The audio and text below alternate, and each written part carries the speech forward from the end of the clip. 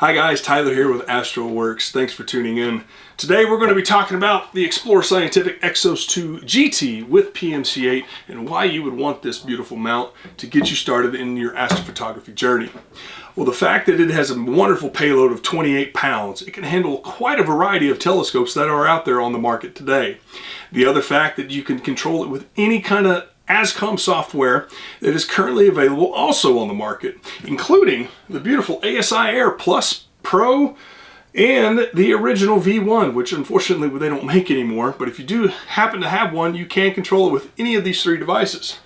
Now, if you hang out, stick around, and we're going to show you how to exactly use the ASIair and with this mount, so I hope you guys stick around.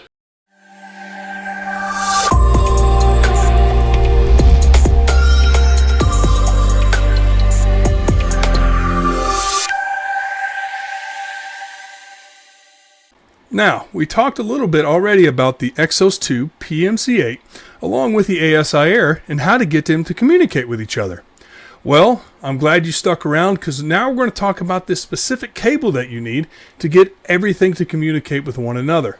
This cable is an RS-232 to USB cable with a very specific chipset from FTDI that allows users to customize the signals used in the RS-232 connector. This programmable cable allows you to convert the RS-232 signals from the PMC8 and change those that is required by the ASIair.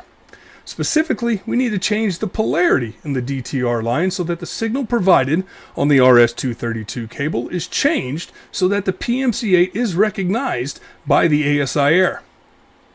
Now, why the PMC8 won't communicate is that the mount is looking for a specific signal of the right polarity, so that it recognizes that something is trying to communicate with.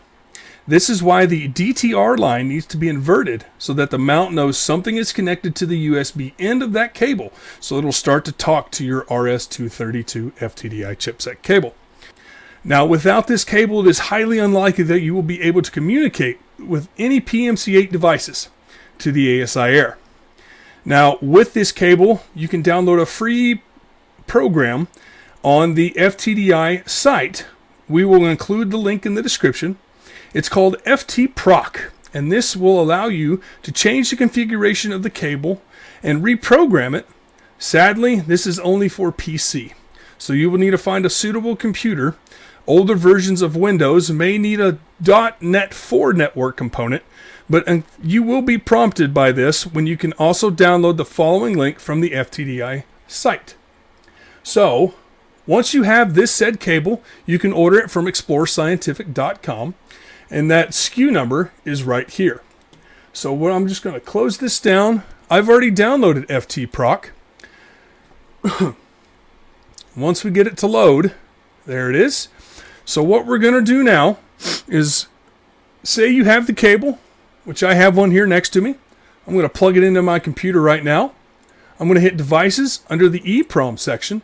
We're going to hit Scan and Parse. And this is a whole bunch of configuration that we don't need to get a whole lot of specifics about. We're mainly worried about this one, the hardware specifics. We're going to hit the plus sign, and this is the one that we're wanting, the invert RS-232 signal. So we're going to hit right here on the RS-232 signal, and we're going to be given a whole bunch of a selection. But we're more worried about the DTR number. So we're going to highlight this box here. And then we're going to go back up to Devices.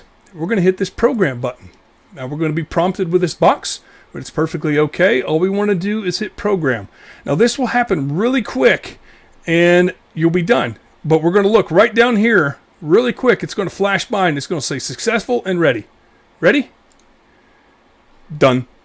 That's how quick it is to program this FTDI chipset cable to get it to complete or connect to your ASIair. Connect our cable to the PMC8, and then we're going to bring up the ASIair app. And once we bring up the ASIair app, we're going to go into the mount settings selection, and we're going to choose the mount EXOS2 with PMC8, or it may say EXOS2. We're going to make sure that we set the baud rate to 11,200. That is 115,200, because that is a communication rate that those two can see each other with. Again, folks, I really hope this helps you understand why and how important it is to have this RS-232 cable so you can have the PMC8 communicate with the ASIair Pro or Plus. Oh, looky there. I'll be darned. This is our actual Astroworkz astronomy page. If you guys don't mind to expand your astronomy horizon for the beginners that are out there, because the beginners are what's important to us.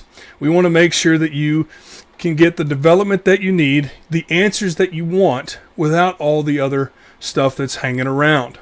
So you should subscribe to our channel to get an early notification when we publish new material so that you don't miss out, and give that good like button a boop right on the nose, and don't forget to hit that bell.